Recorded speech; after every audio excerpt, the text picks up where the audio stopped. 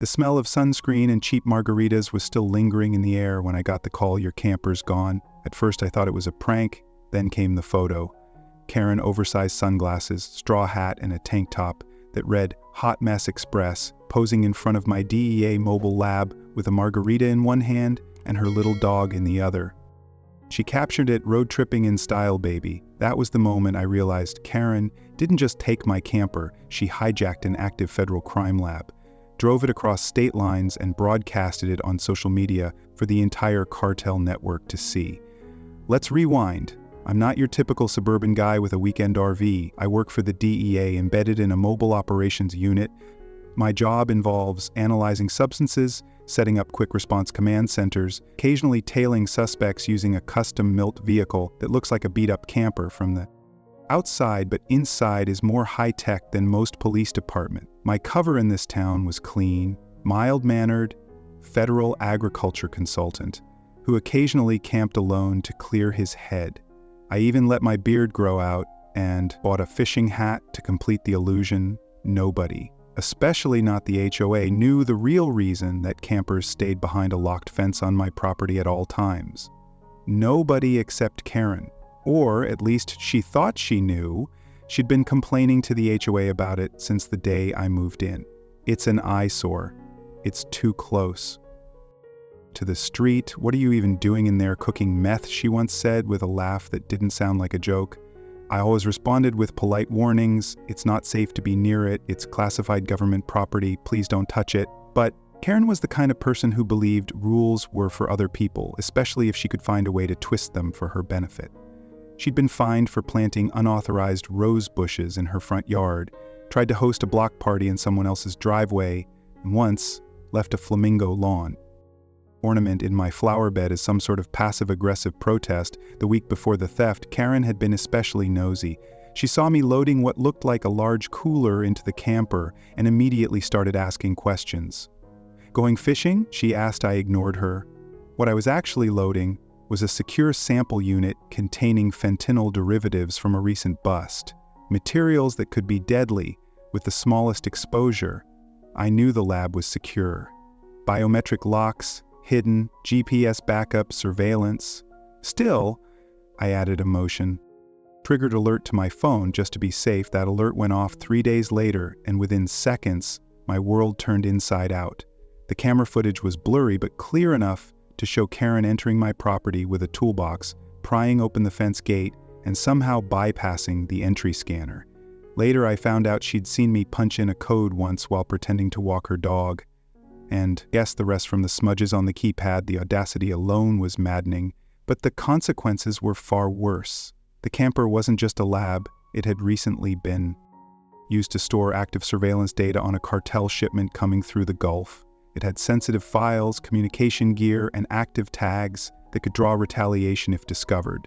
If that vehicle fell into the wrong hands, it wouldn't just be a theft, it would be an act of national sabotage. I contacted my handler immediately. "You need to track it now." The line went quiet. Then came the words, "We've already seen it. It's on TikTok." The video was short but devastating. Karen and her group of middle-aged gal pals clinking glasses in the camper, raving about the leather seats and how this baby drives like a dream. In the background, my secure workstation was clearly visible, with monitors blinking red from unauthorized login. One of them was using the evidence table as a cheese platter. We tried to trace the signal, but Karen's bright idea of unplugging the annoying beeping thing disabled the vehicle's GPS tracker. She'd covered over the plates with a beach towel. What she hadn't counted on was the onboard AI I'd rigged for motion detection and logging while the location was jammed. The feed was still storing encrypted bursts to satellite backup. I accessed the feed and got glimpses. Beachside motel diners, a fireworks store, and even a stop outside a discount day spa. It was like watching a parody of the Real Housewives go rogue. Meanwhile, the DEA was in full crisis mode. The camper had been logged as temporarily inactive for local analysis, meaning it wasn't under immediate protection. That meant my mistake. My assumption that no one would be stupid enough to steal it was now a real operational risk. We couldn't just roll in with a black SUV and yank it back without drawing press or questions. especially if Karen had no idea what she was messing with. And let's be clear, she thought she'd won a battle against RV hoarders or whatever made-up HOA rule she imagined applied to me. But what Karen didn't know was that her little act of entitlement was about to collide with a real cartel trail that had just gone hot. The files inside that lab had facial recognition data license, bites names, and now, because Karen had live-streamed her vacation, like an influencer with no impulse control, the people we were investigating were noticing my feed lit up with comments in Spanish, translating to, "That's the van she has it, find her in the war room." Agents argued over whether to intercept now or wait, and follow. My handler turned to me and said, "You're going to love this." She just tagged herself at a coastal parade in Seibs County wearing DEA sunglasses she found in your glove compartment. I slammed my hands on the table. She's wearing government-issued gear while parading an active field unit through a crowd. The room fell quiet, then someone laughed. I didn't. I volunteered to go in personally. I knew the equipment, I knew Karen, but more importantly, I knew that this wasn't about revenge anymore. This was damage control. If even one of those cartel lookouts spotted the camper again, Karen's girls' trip wouldn't end in complaints or community service. It would end in headlines and blood by the time I boarded the surveillance chopper. Karen had already posted 2 more videos, one from inside the camper's shower unit, another from the rooftop ladder, yelling, "America, baby," while waving a beach towel. I leaned back in my seat and muttered, "Karen, you just became the most dangerous idiot in the country, and I was coming to get her back, not to save her to stop a war." The sun beat down mercilessly on the open highway as Karen barreled down Route 17 in the stolen camper, completely oblivious to the chaos she had unleashed. She was sipping a smoothie she'd picked up from a roadside shack, one hand on the wheel and the other scrolling through Instagram filters. Her friends Bonnie and Denise were lounging in the back, flipping through magazines and tossing snacks around like they were on a spa retreat. The camper was no longer just a vehicle, it was now their personal freedom cruiser, as Karen proudly named it. Freedom from rules, from the HOA. And, most importantly, from that weird bearded neighbor who thought he owned the block. She had no idea she'd stolen something hotter than a Militara missile launcher.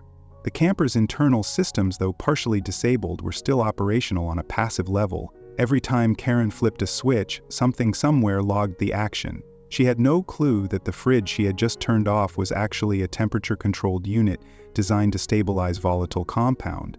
She also didn't know that the drawer she'd been using to store crackers contained forensic materials tagged from a recent border drug bus, and the screen in the back, which she now used to play 9S music videos on loop, had recently displayed a cartel's regional logistics map. Every click she made was like setting a mousetrap in a fireworks warehouse. Meanwhile, I was en route in a blacked-out SUV, coordinating with local authorities to ensure a clean retrieval operation. The DEA had switched from panic to full protocol mode, and I was running point, not because it was personal, though it absolutely was, but because I knew every inch of that camper, and every inch now carried federal liability. The agency wanted her stopped, quietly and quickly, before this spiraled into a diplomatic disaster.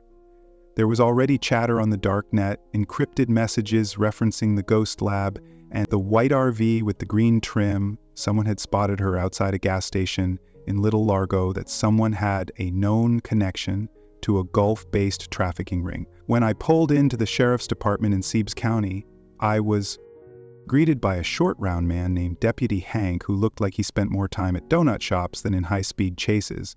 He shook my hand while squinting against the sun. "So you're telling me this lady didn't just steal a camper, she stole like a transformer lab?" I nodded. "Think of it as a nuclear briefcase with wheels." "And she's streaming it on Facebook like it's a home makeover show," he whistled, then muttered, "She's in for it." The plan was to follow, not intercept. We've been able to access Karen's phone location thanks to her tagging herself publicly in nearly every post. Our drone feed picked up the camper parked outside, a combination massage parlor and bingo hall where she and her friends were now arguing over who got the next foot rub. One of the women had already opened a compartment labeled "Do Not Touch," assuming it was a makeup drawer inside, were heat-sealed samples of narcotic powder now scattered across the carpet. A few more bumps in the road and they'd haven't inhaled enough to need a helicopter evac at headquarters. The analysts were going mad. One was decoding a recent live video where Karen had shown off her fancy science gear in the background. An open laptop displayed encrypted files marked classified. She had zoomed in to brag about how techie it looked, not knowing she just revealed a DEA informant list on a paused screen. The implications were enormous. The cartel didn't even need to hack us. Karen had practically delivered sensitive field intel. In a party bus, my superior called and said if this leaks any further, it's not just her getting arrested, it's going to be a congressional hearing. But Karen was busy planning her next stop, according to her latest post. She was headed to a beach carnival in Pelican Bay. We're bringing the party to the sand, she yelled into her phone, panning the camera from her margarita to the decked-out camper where she'd taped glitter streamers and stuck inflatable flamingos on the roof. That's when I saw something else, a familiar figure blurred in the background. Standing too still to be a random tourist, he was wearing sunglasses, staring directly at the camera, and holding a phone like he was taking a photo. The cartel scouts were watching. That was the moment the mission changed. We now had to assume they were following her, possibly tracking her, maybe even planning to intercept the camper themselves. If they realized what was inside, they might try to take her. The camper or both, not because they cared about Karen, they didn't, but that data, those devices, that evidence, it was enough to dismantle one of their main hubs, if used right, or destroy years of work if it fell into the wrong hands. I relayed the updated intel to Central Command. We upgraded the mission status to intercept and secure, no longer just observe. Time was running out. I made contact with 2 local officers, and we set up a soft perimeter around the upcoming Carnival site. We couldn't risk a full-scale operation with civilians around. Instead, we'd use crowd control as a cover, blend in, and wait for Karen to arrive. A side team would sweep for possible cartel agents already embedded in the area. It felt like a tactical operation from a spy movie. Except our villain wasn't a genius arms dealer, she was a wine-loving suburban menace who thought she was starring in a road trip comedy on the way to Pelican Bay. I watched another video pop up on her social feed. This time she was on top of the camper, dancing with a beach towel, shouting, "I should run for Hoya, president of the whole coast!" Her voice slurred slightly in the background. A canister rocked loose from a shelf and rolled down the side of the vehicle. It was silver, unmarked, and definitely not something you'd want bouncing onto concrete. My stomach sank. The footage cut off abruptly as the feed glitched. Then silence. I turned to Deputy Hank and said, "We're not waiting anymore." He nodded, flipped the siren switch, and we sped off. Karen had just danced her way into the eye of a federal hurricane, and now everyone from the DEA to the cartel was closing in. The only question left was who'd reach her first. Pelican Bay was already in full swing when we rolled into town. The sun had turned the sand into a frying pan, and the boardwalk was pulsing with beach music, carnival rides, and the smell of funnel cakes mingling with sunscreen. And sea breeze families milled around in sun hats and flip-flops. Kids ran with dripping popsicles, and the atmosphere screamed summer fun. No one could have guessed a federal disaster was quietly careening straight into the crowd behind the wheel of a stolen DEA mobile lab. We spotted the camper before we even saw Karen. It was impossible to miss. She'd gone all in on her coastal queen fantasy and turned the once stealthy gray pool noodles duct-taped around the door frame. Loud pop music blasted from portable speakers perched on the roof, and lawn chairs were set up around the vehicle like it was the star attraction at a beachside parade. She'd even painted a slogan across the side in what looked like nail polish: "Karen's Cruise Cabin, Karen." And her friends had already made themselves at home. Bonnie was passed out in a beach chair with a margarita still in her hand, while Denise filmed a dance routine beside the camper's open rear doors, broadcasting it live on social media. Karen herself stood proudly on a foldable table, giving what she must have thought was an inspiring speech. "Let this be the summer we take back our freedom. No HOA rules, no curfews, no campers left behind." She raised her drink in a mock salute, and the crowd of strangers actually cheered. Most thought it was part of some elaborate party act. None of them knew the camper held volatile narcotics, surveillance data, and enough encrypted files to start a congressional investigation.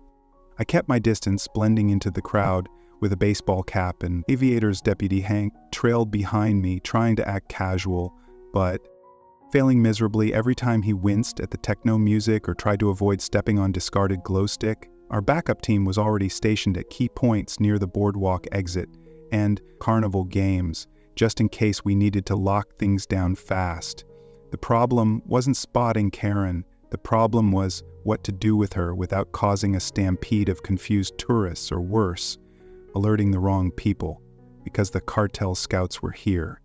I'd already spotted two. One stood near the lemonade stand pretending to browse T-shirts.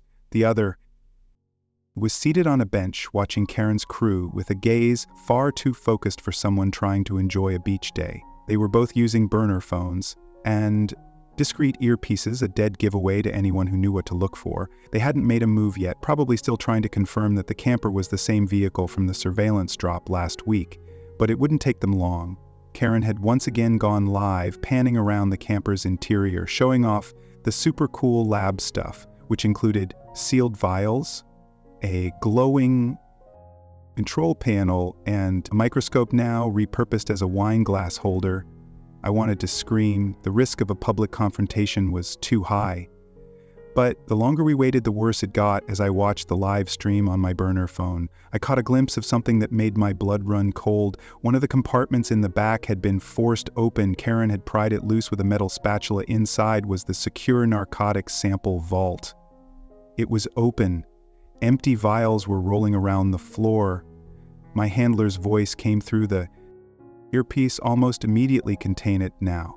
I gave the signal to Hank, who tapped his radio twice. The agents in position began moving in silently, surrounding the perimeter of the boardwalk with calculated precision. Meanwhile, I made my way toward the camper, weaving through a crowd that was completely oblivious to the incoming storm. Karen had just turned back toward the camera when I stepped into view. Standing a few feet from her makeshift throne, she blinked, squinting at me through her oversized sunglasses. "Oh, look who it is," she said loudly, slurring just enough to give away how much tequila was in her bloodstream. "Mr. Camperman, did you come to join the fun after all?" Her audience laughed. I didn't respond. I kept walking forward. Karen must have thought I was bluffing because she kept filming, holding the phone right in my face. "Hey, Internet, this is my grumpy neighbor who doesn't believe in joy." I reached past her and hit the button that shut off the live stream. The silence that followed was brief and brutal. Karen lowered the phone slowly and finally seemed to register. Something serious was going on my face. The agents now closing in around the Carnival, the sudden presence of men with earpieces who weren't smiling. She looked around and whispered, "Wait, is this about the camper?" Her voice was already losing confidence. "Karen," I said flatly, "you stole a federal mobile lab. You tampered with narcotics, you exposed confidential files, and you brought it all here to a crowded beach." She stared, then scoffed. "No, I didn't. That thing was just sitting there. I thought it was abandoned. Besides, you never said it was federal. I did, multiple times." "Well, how was I supposed to know you were serious?" she shouted. "You look like a high school janitor." I motioned to the agents, and within seconds, Karen was gently but firmly taken by the arms. The crowd still thought it was some weird performance. Karen began to resist, flailing in protest. "This is kidnapping. I know my rights. This is about the HOA, isn't it? I pay my dues." The agents ignored her.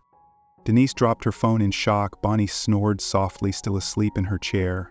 As we secured the area, one of the agents near the perimeter radioed in, "We've got movement. Cartel boys are walking fast toward the target." My heart jumped. I ran toward the beach exit and spotted them, two men moving with purpose, no longer pretending to be tourists. One had a hand tucked inside his jacket. "Go loud," I shouted. Now everything happened at once. Agents rushed in from both sides. The two men froze for a second, then bolted. One of them threw his phone into the sand and made a break for the boardwalk stairs. A tackle ended that sprint in seconds. The other was stopped by a taser and went down with a dramatic grunt. Beachgoers screamed. Kids cried. Karen, still restrained, shouted, "Are they with you? Are those your friends too?" It took 20 minutes to secure the site. Local law enforcement helped us evacuate the beach and clear out the Carnival section. The camper was impounded and sealed. Karen was handcuffed and taken to a temporary holding unit while the DEA prepped formal charges. Her expression had shifted from smug to terrified. I stood by the camper's back door, surveying the damage. One of the flamingos was bent sideways, glitter stuck to every surface. The wine had stained half the countertop, but the systems were intact, somehow, against every odd. Nothing had exploded. Karen had no idea how close she came to setting off a chain reaction that could have ended in real bloodshed. And yet she still asked, as we walked her to the transport van, "So, am I going to get a warning or something?" I didn't answer. I just shut the door behind her. The ride back to headquarters was quiet except for Karen's occasional bursts of confusion and entitlement echoing from the holding area in the rear of the transport van. She had cycled through every stage of denial, rage, bargaining, and now hovered somewhere between false confidence and incoherent rambling. "You're making a mistake," she said again for the 10th time. "I know the mayor. He's at my Pilates class. He's going to hear about this." "No one," responded the agent sitting across from her, simply glanced at his notes without a word. Karen's outrage had long since lost its novelty. What none of us said aloud was that she was extremely lucky to be sitting in that van instead of zipped into a body bag. If the cartel agents had reached her first, there wouldn't have been any live streams or margarita jokes, just silence. And blood back at the regional command center. I was pulled into a debrief room with glass walls, a sterile whiteboard covered in scrambled timelines, and several printouts of Karen's social media posts arranged like evidence in a courtroom. Across the room, a pair of DEA supervisors discussed jurisdictional fallout. "We'll have to report the breach up the chain," one said. "There's no way this doesn't get flagged by internal OP." She showed the informant board in full view of a live stream. The other shook her head. "And the vials, we're lucky she didn't pop one open on camera. That would have been an international headline." I sat down, still shaking off the adrenaline. The truth was, I was angry at Karen, at myself, at the way a single lapse in security protocol had turned a neighborhood nuisance into a national security breach. For weeks, I'd underestimated her, thinking she was just another overbearing, a Choi-obsessed loudmouth with too much free time and too little common sense. But Karen wasn't just annoying, she was dangerous, not because she meant to be, but because she believed that the rules didn't apply to her, that her whims were more important than warnings that borrowing a locked vehicle wasn't theft, just community. Repurposing, she was the walking embodiment of delusion weaponized by Wi-Fi and wine coolers. We went through the footage. Every moment from her beach parade to her clumsy entry into the camper was now part of a growing case file. The AI in the camper had recorded hours of video and environmental data. I watched as she opened drawers clearly labeled in red warning texts, laughed about fancy science toys, and used a sterile sample tray as a nacho platter. In one moment, she even spilled salsa on a portable scanner and wiped it off with her skirt giggling. That scanner, incidentally, was one of the most advanced chemical analyzers in the AY's mobile fleet. Her skirt left behind traces of glitter and lotion that would take forensic techs hours to remove. Outside the room, agents were processing the cartel scouts. We'd arrested one, had a burner phone loaded with photos of the camper taken earlier that day, along with GPS coordinates, and a decrypted message reading, "Retrieve asset quietly." That confirmed what we'd feared. They weren't following Karen to attack her. They were following the camper to steal back. They knew what was inside, and they had been planning to intercept if we hadn't moved when we did. There's no doubt in my mind they would have made their move, probably at night, probably fast, and probably with Karen and her friends left in a ditch somewhere afterward. Later that afternoon, Karen was brought into an interrogation room. The glass on our side was mirrored.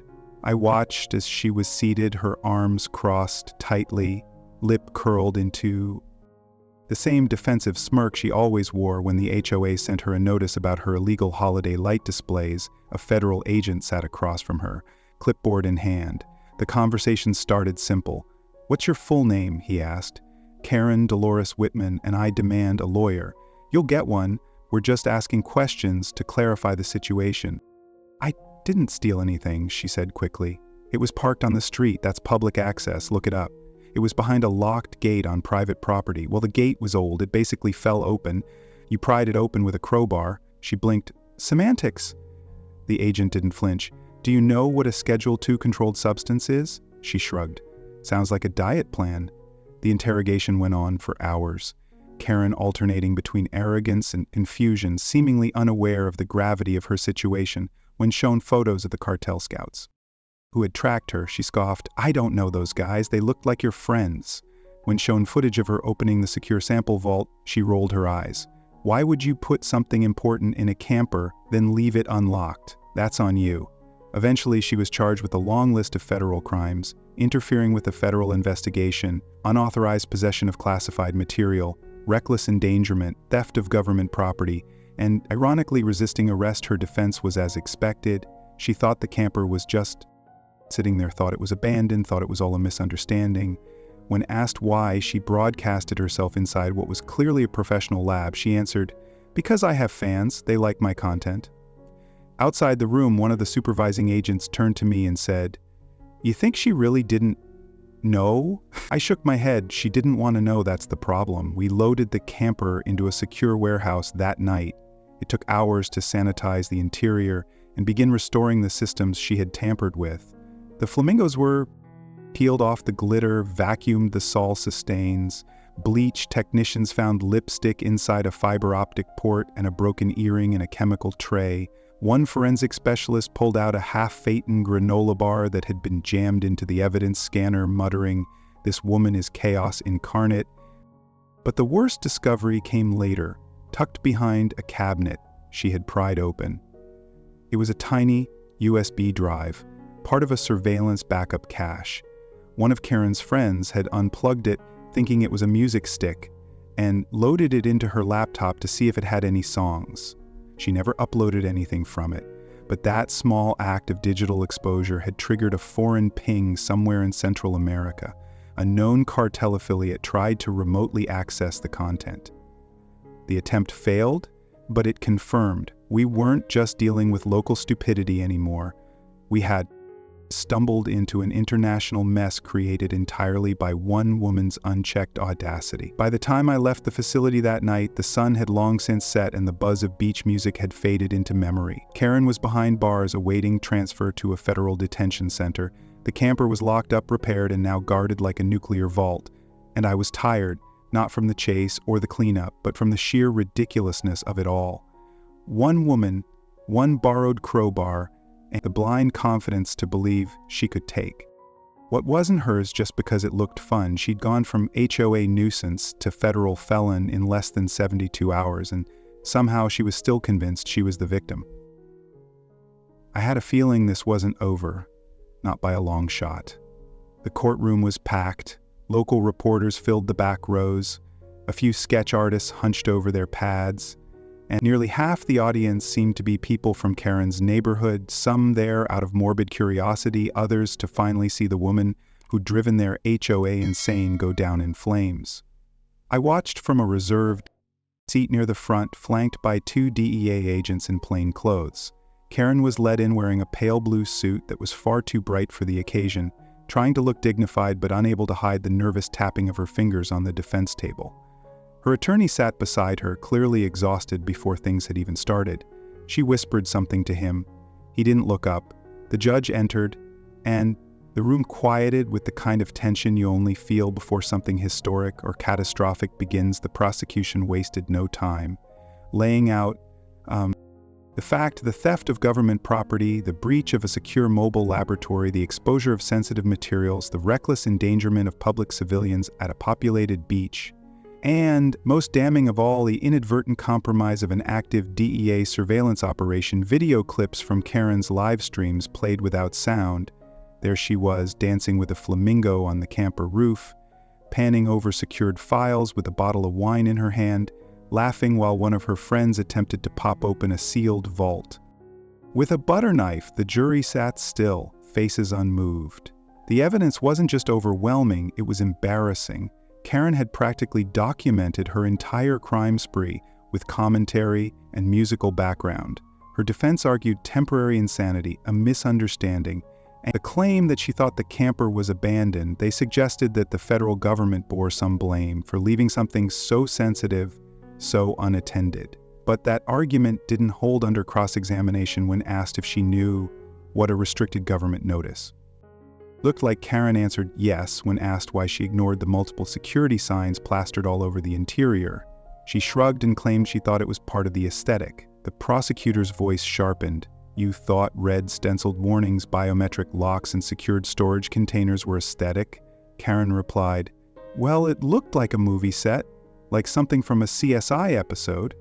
Laughter almost broke out in the courtroom, but the judge cut it short. I couldn't tell if Karen was clueless or just committed to the delusion that this was all some bizarre mistake that would blow over if she just kept smiling. But as the trial went on, that smile faded. Every witness that testified made it harder for her to maintain the image she wanted. The forensic expert who explained how close she came to triggering a chemical reaction that could have knocked out half the carnival. The DEA tech who revealed that her posts had led to an attempted cyber breach from an international cartel cell, and me, when I stood and explained everything from the moment the camper disappeared to the moment she was zip-tied mid-scream in front of a crowd of tourists and inflatable ducks. The courtroom fell completely silent when I was asked what could have happened had we not intervened in time. I told the truth. If the cartel had intercepted her, there would have been casualties. If the sample vials had been opened, there could have been mass exposure.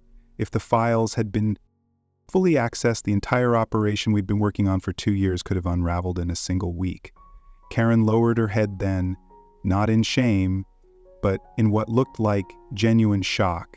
It finally seemed to hit her that this wasn't just about borrowing someone's camper, it was about national security.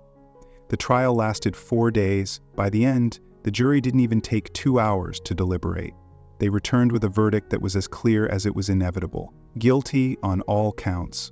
Karen's face barely moved as it was read. Aloud, maybe she thought she'd get a slap on the wrist, maybe she still believed she was untouchable, but as the judge prepared to issue the sentence, Karen's voice broke through the quiet courtroom. "This isn't fair," she blurted. "I didn't hurt anyone, I just wanted a vacation." The judge looked at her expressionless. "You almost caused an international incident," he said. "You treated federal property like a party bus. This isn't about what you wanted, it's about what you did."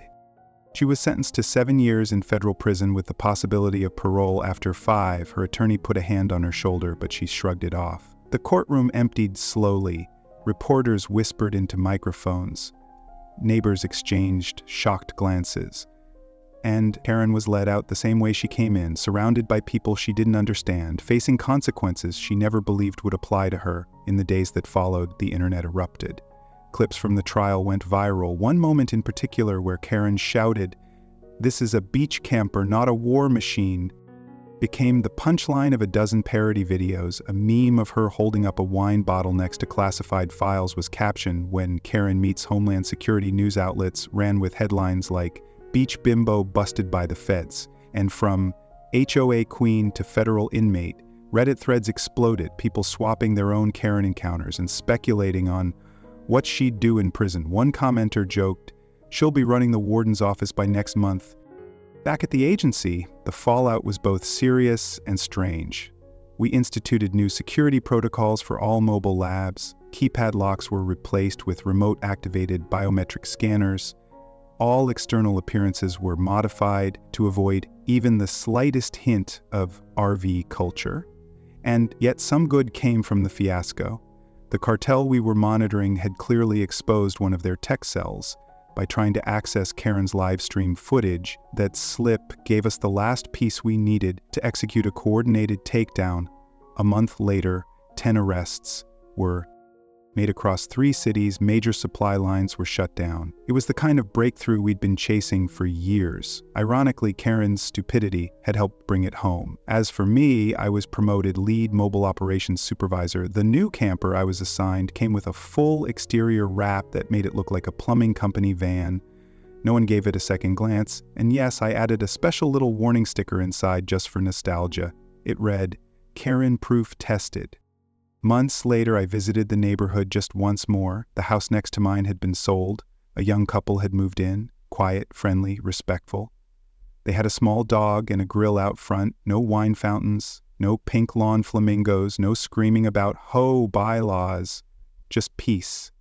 As I walked by the old fence where the camper used to be parked, I smiled. That gate had since been reinforced with steel latches. and surveillance drones. I passed it, then turned back. One last time, a bird flew overhead. The wind carried the faint sound of laughter from a backyard. Barbecue for a moment, I almost missed the chaos, almost.